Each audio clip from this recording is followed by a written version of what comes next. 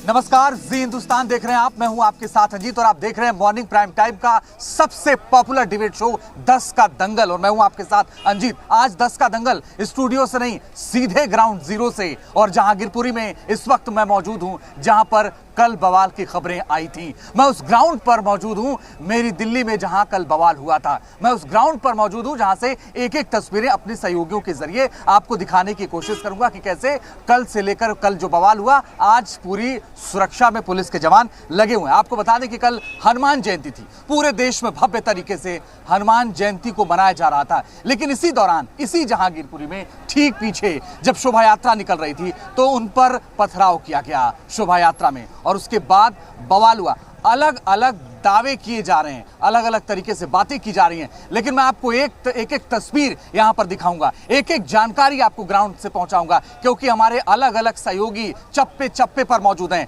उस घटनास्थल से लेकर के जहां तक सुरक्षा व्यवस्था है, मेरे तमाम सहयोगी एक एक करके बने हुए हैं। मैं साथ ही आपको यह भी बताऊंगा ग्राउंड जीरो से कि आखिर जो दावे हैं वो क्या हैं और पुलिस ने अब तक कार्रवाई क्या की है। मैं अपने सहयोगियों के पास जाऊं उससे पहले एक रिपोर्ट आपको दिखाता हूं कि कल से लेकर के आज तक हुआ क्या है।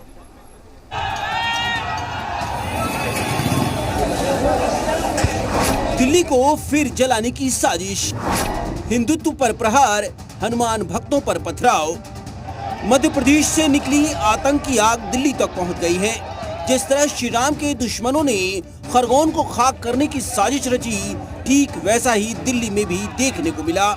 जहांगीरपुरी में हनुमान जयंती की शोभा यात्रा पर हमला हो गया।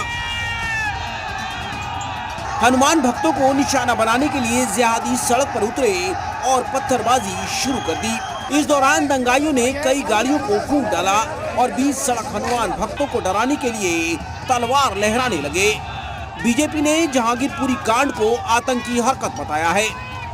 जहांगीरपुरी में ये जो हमला हुआ है, ये संयोग नहीं है, ये प्रयोग है, और इसको आतंकी हमले की तरह ही डील किया जाना चाहिए। हाथ में तलवार, सनातन पर नफरती वार, सनातन के दुश्मन मिटाओ नामो निशान।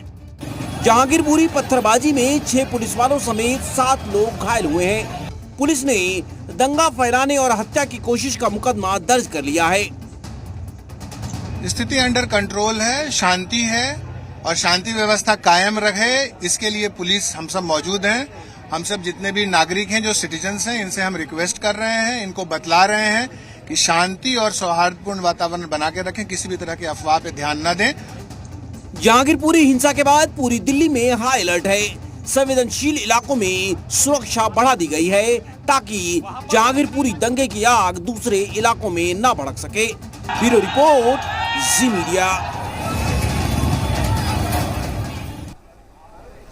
तो आज 10 का दंगल आप सीधे ग्राउंड जीरो से देख रहे हैं और मेरे तमाम अलग अलग सहयोगी चप्पे चप्पे पर मौजूद हैं। मेरे सहयोगी रोहित पोखरियाल जहांगीरपुरी में मौजूद हैं। मेरे सहयोगी हितेन बिटलानी वो भी जहांगीरपुरी में मौजूद हैं। मेरे सहयोगी मीनाक्षी वो भी जहांगीरपुरी मौजूद हैं। और मेरे सहयोगी शिवम इस वक्त दिल्ली पुलिस मुख्यालय पर मौजूद हैं। उनसे भी पल पल की अपडेट लेंगे कि आखिर क्या कुछ आदेश वहां से दिया जा रहा है। लेकिन रोहित पोखरियाल, सबसे पहला सवाल आपसे, आज सुबह जब आप पहुंचे तो हालात क्या थे और पिछले कुछ घंटों में क्या कुछ बदलते हुए नजर आया आपको? अंजीत, लगातार हम लोग संवाद करते हैं, काफी वरिष्ठ भी आप हैं, हमेशा आप कहते हैं अच्छा बोल लेते हो, लेकिन तस्वीरें कुछ ज्यादा बोलती हैं। अंजीत, ये देखिए जली हुई रेडी, ये कालिक आपको नजर आ रही होगी। कहीं ना कहीं पूरा देश इस कालिक को आज महसूस कर रहा होगा। आप देखिए जहांगीरपुरी में सुबह से जी हिंदुस्तान मौजूद है। ये जली हुई रेडी है, कोई शख्स इस पर शायद रोजगार करता होगा, पकौड़े लगाता होगा, पूड़ियां लगाता होगा, कुछ भी लगाता होगा, लेकिन आज वो रो रहा होगा, कह रहा होगा कि ये सब बंद हो गया है। जो 2 वक्त की रोटी में कमा सकता था, आज वो बंद है। लेकिन मैं इस वक्त जी ब्लॉक में मौजूद हूं, यहाँ के लोग मेरे साथ मौजूद हैं, और वो लोग, एक मेरे साथ वो शख्स भी है जो कल रैली में मौजूद था। हनुमान जयंती का जो जुलूस निकल रहा था उसमें एक शख्स मौजूद था। भाई क्या किया कल? भाई हम तो रैली पीसफुली निकाल लेते, अपना सेलिब्रेट कर रहे थे, भजन गाते हुए हम बस मस्जिद के पास से आ रहे थे। मैं ऐसा कुछ पता नहीं था कि ऐसा कुछ हम लोगों के साथ होगा। कितनी बार गए आप इस पूरी रोड पे? कितनी बार आपने जुलूस निकाला था? इस मस्जिद के सामने से हमने एक बारी भी नहीं निकालता। बस शाम के वक्त हमें वहाँ से, यहाँ पे हमारा मंदिर हनुमान जी का, वहाँ से मूर्ति लाके हनुमान जी के मंदिर पे लाके हमको भंडारा करना था। जी। तो मैं अभी सी ब्लॉक में भी गया वो लोग इतने संगीन आरोप लगा रहे हैं, उनका दावा है कि आप लोग उनकी मस्जिद में चढ़ रहे थे, भगवा वहां पर लगाने की कोशिश कर रहे थे। ऐसा होता है क्या? नहीं भैया, आपके पास वीडियो भी अभी आप मौके की वीडियो थी वहाँ की, जो कि पुलिस वालों को भी पता है। यहाँ से एक ही बार रैली निकली है, हमारा कोई वहाँ पे वो बनता ही नहीं है रोल वहाँ से बार बार रैली निकालने का। देखिए, दोनों पक्षों को सुनना जरूरी है और इसीलिए जी हिंदुस्तान ग्राउंड पर मौजूद है। एक पक्ष खबरें हम नहीं चलाते, सी ब्लॉक में मैं मौजूद था, वहां पर उसको लेकर किस तरह का एक्सपोज हिंदुस्तान कर रहा है वो और कोई जानता है। और ये बातें जी हिंदुस्तान नहीं कह रहा, 2020 में जो दंगे हुए थे उसकी जो चार्जशीट हुई थी, उस चार्जशीट में इस बात का जिक्र है कि वहां पर सी ब्लॉक पे किस तरीके से की बात सुनवाई जी हिंदुस्तान के कैमरे पर। लेकिन हितेन बिथलानी भी मेरे साथ लगातार बने हुए। हितेन, आपने क्या कुछ देखा जब आप पहुंचे यहाँ पर? जल्दी से। बिल्कुल, देखिए अंजीत, अगर मैं बात करूं तो सुबह जब करीब 7 बजे मैं यहां पहुंचा तब स्थिति एकदम शांतिपूर्ण थी। वही माहौल अभी भी बना हुआ है, हालांकि तनाव है, लोग क्योंकि बार बार अपने घरों से बाहर आ रहे हैं। आप देखिए, ये टॉप एंगल से ये तस्वीरें मैं आपको दिखा रहा हूँ सीधे, ये कुशल चौक जहाँ पर कल सब कुछ हुआ, वो जो पथराव था या तलवारें लहराई गई, वो सब कुछ यहाँ हुआ। यही चौक पर पुलिस आज सबसे ज़्यादा है, क्योंकि इसी चौक पर कल एक सब इंस्पेक्टर को गोली लगी। हालांकि उस भीड़ में किसके पास असला था, इसकी भी तहकीकात पुलिस अब कर रही है। काफ़ी तेज़ी से दिल्ली पुलिस की इन्वेस्टिगेशन जो है वो आगे बढ़ रही है। अब तक 9 लोगों को गिरफ्तार कर दिया गया है। 9 लोग कल घायल भी हुए इस हिंसा में, जिसमें 8 पुलिसकर्मी थे और 1 सिविलियन था। तो 9 लोगों को गिरफ्तार किया है, 15 लोगों को हिरासत में लिया था कल रात से लेके अब तक, लेकिन उसमें से 9 को गिरफ्तार कर दिया गया है। अभी भी दिल्ली पुलिस की कई टीमें जो है आगे, आपको तस्वीरों में अगर मैं दिखा पाऊँ तो वहाँ आपको दिख रहा होगा कि बयान दर्ज करने का काम जो है अभी भी चल रहा है। जो लोग कल उस शोभा यात्रा में मौजूद थे या फिर उस भीड़ का हिस्सा बने थे, हर किसी से, हर व्यक्ति से दिल्ली पुलिस जो है यहाँ पर बयान दर्ज करी है, क्योंकि हर किसी का अपना अपना अलग अलग तर्क है। लेकिन हुआ क्या था, दिल्ली को किसने जलाने की साजिश की, ये सच जल्द। मैं ये जरूर दर्शकों को बता दूं कि एक एक चीज की, एक एक क्लिप को जांच किया जा रहा है, दिल्ली पुलिस उसको देख रहे। मीनाक्षी भी मेरे साथ। मीनाक्षी, आपने क्या देखा? बिल्कुल अंजीत, देखिए मैं भी दिल्ली के दरियागंज के उसी इलाके में मौजूद हूं जिसे कल दहलाने की कोशिश हुई, और देखिए तस्वीरों के साथ ही मैं जानकारी भी देती रहूंगी। फिलहाल आपको बता दूं, ये वो सड़क है, देखिए यहाँ पर इसी सड़क पर शोभा यात्रा निकल रही थी। आपको दूसरी तरफ देखिए मंदिर, और मंदिर के बगल में आपको मस्जिद, दोनों नजर आ रहे होंगे। इसी मस्जिद के बाहर कल पूरा जो विवाद है वो हुआ। हिंसा की तस्वीरें यहीं से सामने आई हैं। आगजनी भी यहीं पर हुई थी। और आज यहाँ पर जब मेरी यहाँ के स्थानीय लोगों से बातचीत हुई तो एक पक्ष का कहना है कि कुछ लोग हैं जो उनके धार्मिक स्थल में घुसने की कोशिश कर रहे थे, जिसके बाद उन्हें रोकने की कोशिश की गई। जब वो नहीं रुके तो कहा सुनी हुई और उसके बाद पत्थरबाजी और आगजनी तक बात पहुंच गई। लेकिन जो दूसरा पक्ष है वो ये कहता है कि सुबह से कई शोभा यात्राएं यहां से निकली हैं, लेकिन ना कहा सुनी हुई थी और ना ही कोई झड़प की तस्वीरें आई थी। ऐसे में अब दिल्ली पुलिस की ओर से 10 जो टीमें हैं उनका गठन कर दिया गया है। पुलिस मुख्यालय से मेरे सहयोगी शिवम इस वक्त बने हुए हैं। शिवम मुझे बताइए कि दिल्ली पुलिस कैसे कंट्रोल करेगी और आज एहतियातन क्या क्या आदेश है दिल्ली पुलिस की तरफ से? अब बिल्कुल अंजीत, इस पूरे मामले में गृह मंत्री अमित शाह ने दिल्ली के सीपी राकेश अस्थाना से तुरंत बात की थी और मौके पर शांति बनाए रखने के साथ साथ जो दोषी हैं उन पर सख्त कार्रवाई की बात की थी। यही एक वजह है कि 10 टीमें बनाई गई हैं इस पूरे मामले की जांच के लिए, जिसमें स्पेशल सेल के अलावा क्राइम ब्रांच के अधिकारी भी शामिल है। और सबसे बड़ी बात, आला अधिकारियों को ग्राउंड जीरो पर रहने के लिए कहा गया है। इसके साथ साथ सीसीटीवी फुटेज के अलावा जो मोबाइल में क्लिपिंग्स है उनको इकट्ठा किया जा रहा है। चश्मदीदों से लगातार बात की जा रही है और ये जाना जा रहा है कि आखिर घटना कब हुई, उस पूरे मामले में क्या इन्वॉल्वमेंट है। एक और बड़ी बात अंजीत ये रही कि इस पूरे मामले की जो घटना है, एक तरफ जहां 2020 दंगों से ये इसके सूत्र जुड़ रहे हैं, वहीं दूसरी तरफ बात करें तो करौली खरगोन जो एमपी राजस्थान में दंगे हुए थे वही पैटर्न रिपीट होने की बात चल रही है। तो दिल्ली पुलिस के जो आला अधिकारी हैं, एजेंसियां हैं, वो ये जानना चाह रही हैं आखिर कौन सी कोशिश थी, क्या दिल्ली को दहलाने की साजिश उसी पैटर्न पर थी, क्या जो आरोपी है ये बाहर के, क्या पहले से इसकी प्लानिंग की गई, तमाम आपके पास लौटूंगा। मेरे साथ कुछ खास मेहमान भी जुड़ गए, मैं सीधे उनका रुख कर रहा हूं। शिवम, मेरे साथ हरीश खुराना जुड़ गए हैं, भारतीय जनता पार्टी के प्रवक्ता हैं। वेद भूषण साहब मेरे पास जुड़ गए हैं, रिटायर्ड एसीपी हैं दिल्ली पुलिस के। प्रेम कुमार साहब जुड़ गए हैं, राजनीतिक विश्लेषक हैं। आप तीनों का बहुत स्वागत है। हरीश खुराना जी, पहला सवाल आपसे, आखिर एक बार फिर से दिल्ली को जलाने की कोशिश किसने की? देखिए अजीत जी, सबसे पहले तो मैं दिल्ली वासियों से एक अपील करूंगी कि दिल्ली में शांति बनाए रखे, पहली बात। दूसरी बात, मुझे लगता है कि ये सहयोग नहीं है, ये साजिश है। याद करिए जब पिछली बार जब दिल्ली में दंगे हुए थे तो राष्ट्रपति ट्रंप आ रहे थे।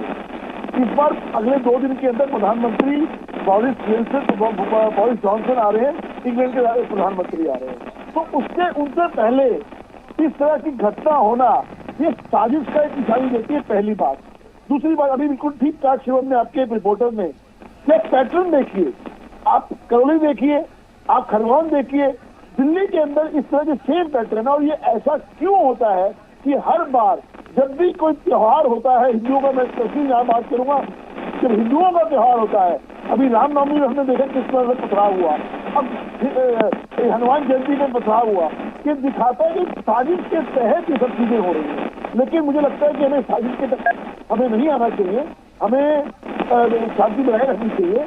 और मैं दिल्ली वालों से भी अपील करूंगा शांति बनाए रखिए, और मैं आपके चैनल के माध्यम से भी, और हम लोग बात भी चलिए हम भी यही अपील कर रहे हैं दुष्यंत, मैं हरीश खुराना जी, हम भी यही अपील कर रहे हैं कि दिल्ली के लोग शांति बनाए रखें। लेकिन मेरे साथ दुष्यंत गौतम जुड़ गए, भारतीय जनता पार्टी के सीनियर लीडर हैं, सांसद भी हैं राज्यसभा।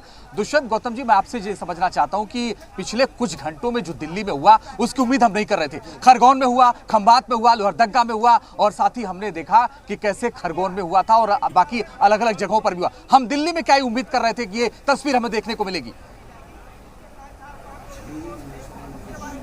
देखिएगा, पहले भी जब भी देश के अंदर कोई भी हाई डिग्निटी आती है, वहां जब एक षड्यंत्र करता है, ऐसे दंगा किया जाता है और दंगा कर देश के अंदर दिखाया जाता है कि सामूहिक इस वर्ग के प्रति सरकार कुछ नहीं कर रही है, आपस में संघर्ष की स्थिति लाई जाती है। और आपने देखा होगा जिस प्रकार मध्य प्रदेश के खरगोन के अंदर वरिष्ठ नेता दिग्विजय सिंह जैसे नेता बिहार की एक क्लिप डालकर वहां पे दंगा भड़काने का काम करते हैं।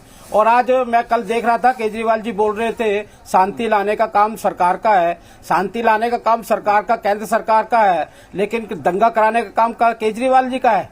क्या हमारी सामूहिक जिम्मेदारी नहीं बनती? किसी भी राजनीतिक दल से हो, किसी भी राजनीतिक दल चलाते हो समाज में, तो हम यही के बीच एक बहुत बड़ी खबर मिल रही है, जहांगीरपुरी हिंसा से जुड़ी हुई इस वक्त की बड़ी खबर आपको बता रही है। बड़ी खबर देखिए ये है कि जिस तरीके से तनाव वहां पे गहराया है, ऐसे में पुलिस फोर्स का वहां पे डिप्लॉयमेंट हो गया है। अब आपको बताते हैं एक और बड़ी खबर इसी से जुड़ी हुई, जहांगीरपुर हिंसा से जुड़ी हुई इस वक्त की बड़ी खबर कि किस तरीके से वहां पे हालात बने हैं। जी हिंदुस्तान के पास देखिए एफआईआर की एक्सक्लूसिव कॉपी है। एफआईआर में आपको बता दें कि कई आपराधिक घटनाओं में शामिल है अंसार, ये एक आरोपी, और अंसार 4-5 साथियों के साथ वहां पर आया था। एफआईआर ये है जी हिंदुस्तान के पास इस वक्त की बड़ी खबर आपको बता रहे हैं, जहांगीरपुरी हिंसा से जुड़ी हुई जी हिंदुस्तान के पास एफआईआर की एक्सक्लूसिव कॉपी है। आरोपी अंसार ने शोभा यात्रा में शामिल लोगों से बहस की है। अंसार 4 से 5 साथियों के साथ आया था। एफआईआर में कहा गया आरोपी अंसार ने शोभा यात्रा में शामिल लोगों से बहस भी की है और कई आपराधिक घटनाओं में शामिल रहा है अंसार। इस वक्त की बड़ी खबर आपको दिखा रहे हैं।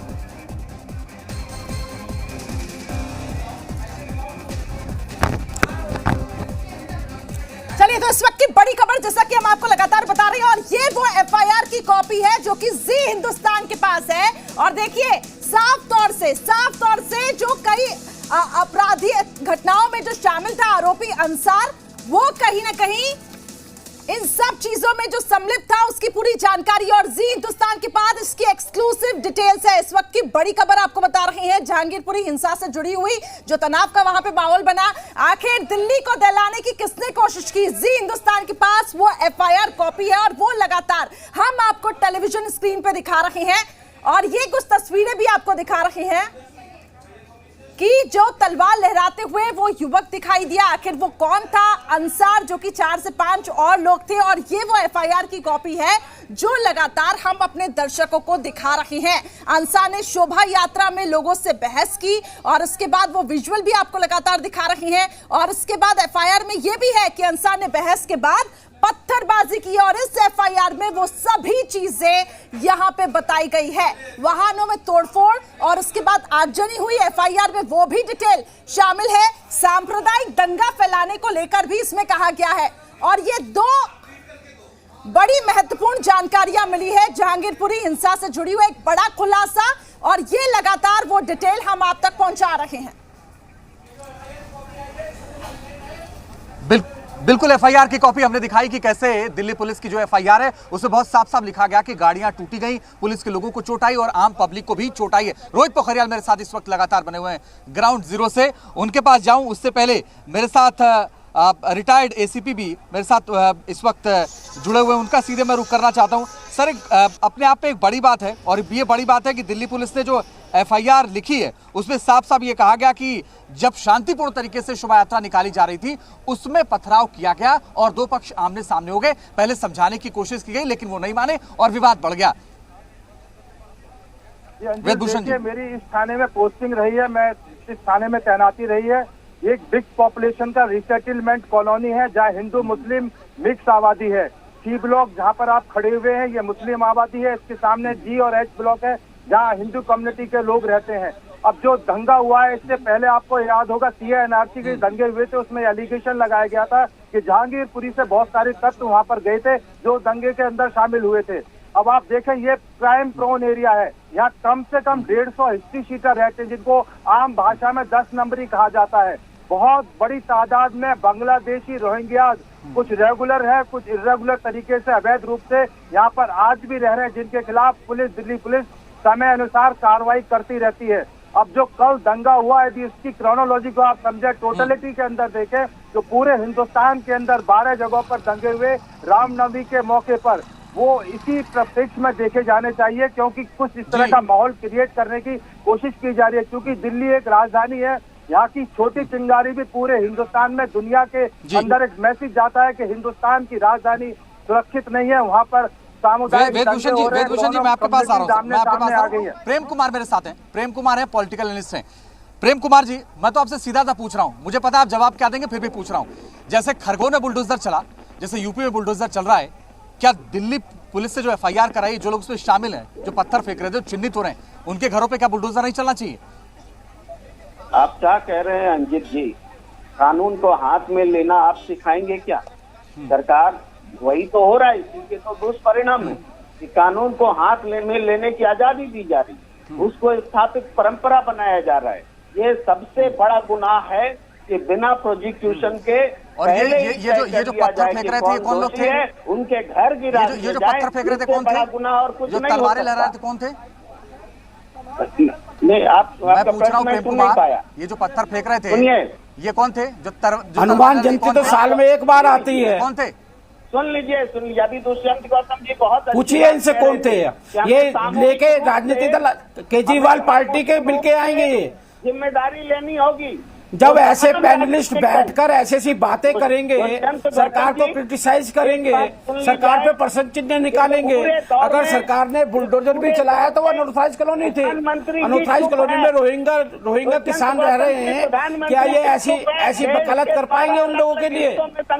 ये इस प्रकार के पैनलिस्ट आकर सीधा प्रधानमंत्री से बात करने की बात करते हैं। प्रधानमंत्री चुप क्यों है? आखिर ये दंगा कौन करा रहा है? ये दंगा का दोषी कौन है? ये मालूम करना चाहिए।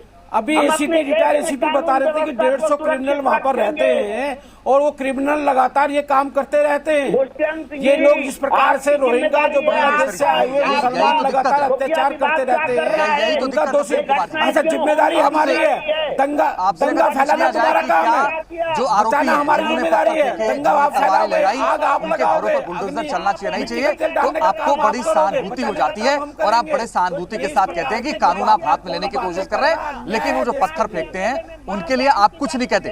प्रेम कुमार जी आप उनके लिए कुछ नहीं कहते, जो पत्थर फेंकते हैं, जो तलवारबाजी करते हैं, उनके लिए आप कुछ नहीं कहते। उनके लिए बात ही नहीं है इनके पास कहने के लिए, पत्थरबाजों के लिए आप सहानुभूति होती है। नहीं कह रहा, सरकार कानून हाथ नहीं, जो पत्थर चलाते हैं, तलवारें चलाते हैं, वो निर्दोष लोगों के ऊपर नहीं करते क्या?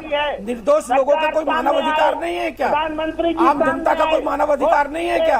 अपने धर्म को मानना कोई मानव अधिकार नहीं है? आप सब बने रहिए, आप सब बने रहिए। मैं लौट रहा हूँ आपके पास। एक छोटा सा 10 का दंगल ब्रेक के बाद भी लगातार जारी है और इस वक्त एक बड़ी खबर आ रही है, आपको बताते हैं। अहम खबर से शुरुआत करते हैं 10 का दंगल की। आपको बताएं कि दिल्ली बवाल में 5 और गिरफ्तारी हुई है। बड़ी खबर आपको बता दें, अब तक कुल 14 आरोपियों की गिरफ्तारी हो चुकी है। कल रात से ही लगातार दिल्ली पुलिस दबिश दे रही थी और तमाम लोग हिरासत में ले गए थे, लेकिन अब आपको बता दें कि 5 और गिरफ्तारियां आपसे थोड़ी देर पहले हुई हैं।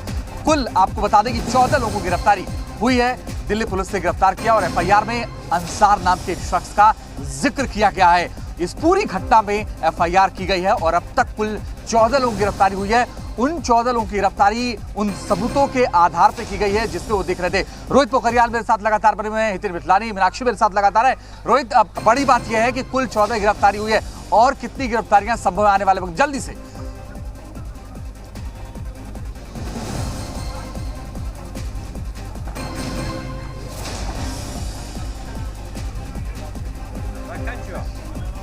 चलिए रोहित मैं आपके पास लौटूं, हितेन मेरे साथ लगातार बनो। हितेन, ये जो गिरफ्तारियां हुई हैं, कुल 14 गिरफ्तारी हुई है, उस कैसे गिरफ्तारी हुई, कैसे सबूत मिलने के खिलाफ?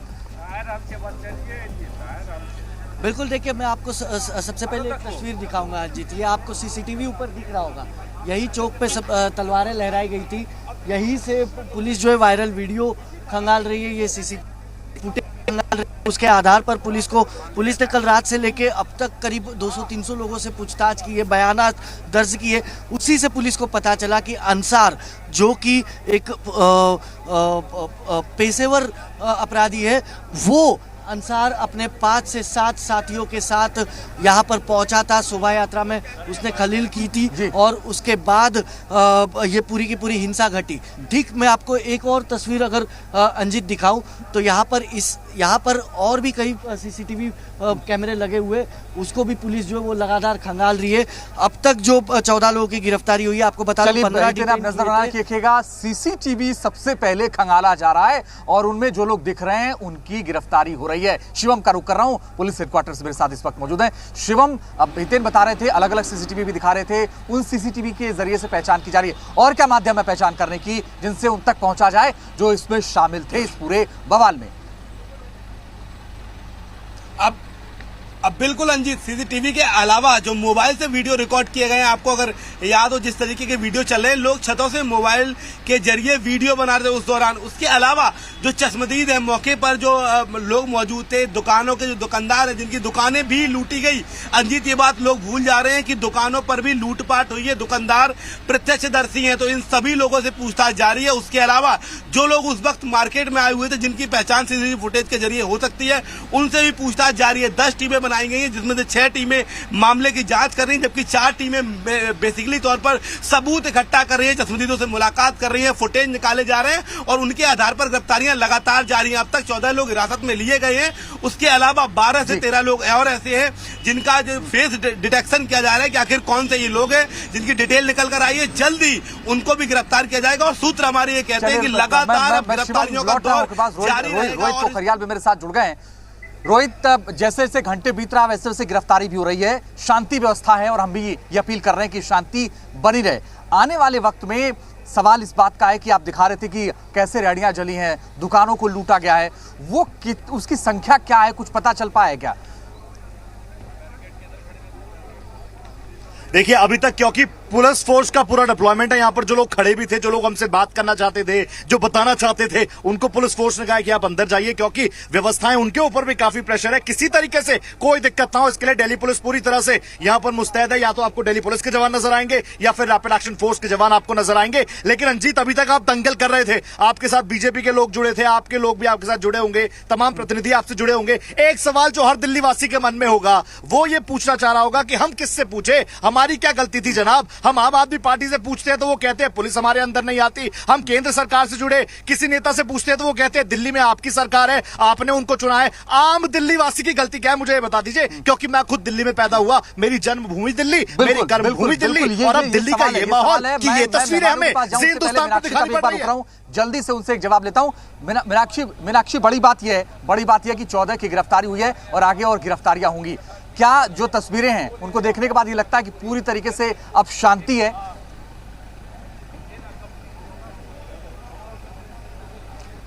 बिल्कुल, देखिए यहाँ पर शांति बनाए रखने की कोशिश अंजीत पुलिस प्रशासन जो है वो कर रही है। तस्वीर में मैं आपको दिखाऊंगी। देखिए यहाँ पर कितनी बड़ी संख्या में पुलिस का जो डिप्लॉयमेंट है वो है। लगातार यहाँ पर पैदल मार्च भी पुलिस की ओर से किया जा रहा है।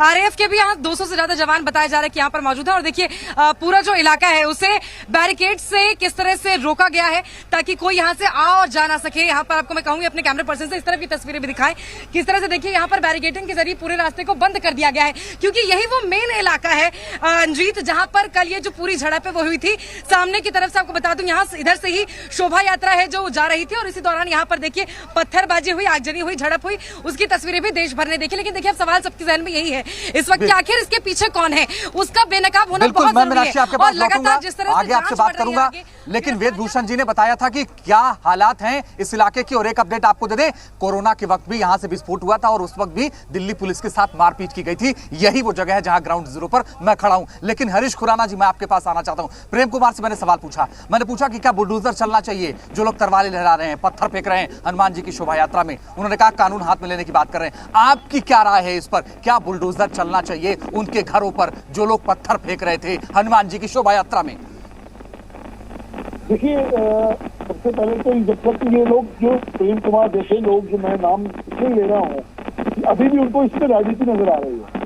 भारतीय जनता पार्टी होने के नाते मैं राजनीति नहीं करना चाहता था, लेकिन जब उन्होंने बात करी है, यही यहाँ पे सी ब्लॉक में रोहिंग्या है, आपकी रिपोर्ट बता रही है और वेद भी बता रहे हैं कि वहाँ रोहिंग्या बहुत बड़ी तादाद में रहते हैं।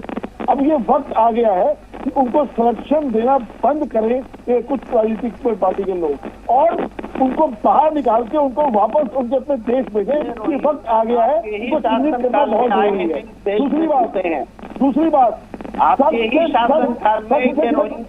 आपके बीच में नहीं बोला था प्रेम जी, आपके बीच में नहीं बोला था, थोड़ा सा आप सब्र रखिए, यहाँ सहिष्णु मत बनिए, सहिष्णु मत बनिए, आपके शासन में नहीं आया रोहिंग्या।